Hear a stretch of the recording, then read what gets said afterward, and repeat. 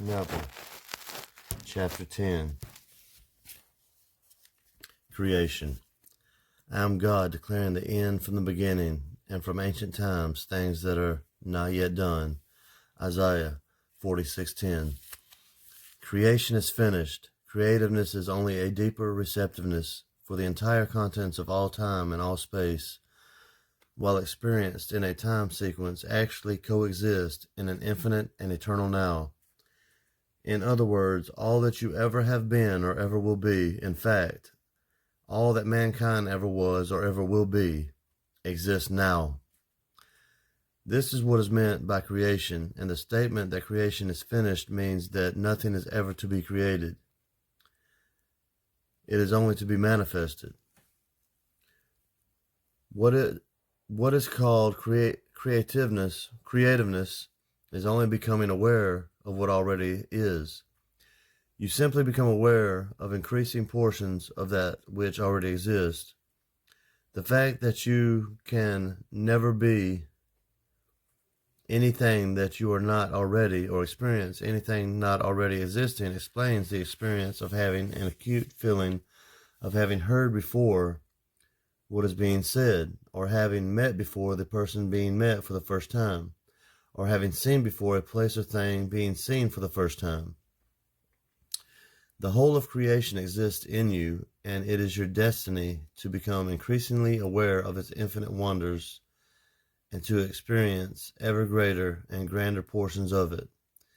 If creation is finished and all events are taking place now, the question that springs naturally to the mind is, what determines your time track? That is, what determines the events which you encounter? And the answer is your concept of yourself. Concepts determine the route that attention follows.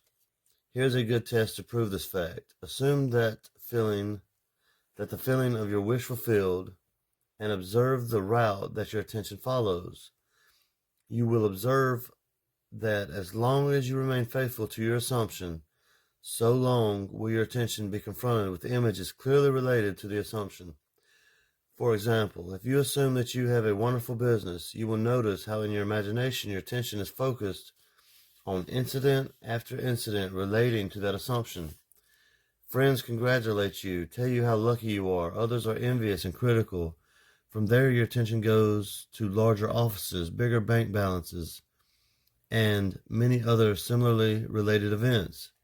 Persistence in this assumption will result in actually experiencing, in fact, that which you assumed. The same is true regarding any concept. If your concept of yourself is that you are a failure, you would encounter in your imagination a whole series of incidents in conformance to that concept. Thus, it is clearly seen how you, by your concept of yourself, determine your present, that is, the particular portion of creation which you now experience, and your future, that is, the particular portion of creation which you will experience.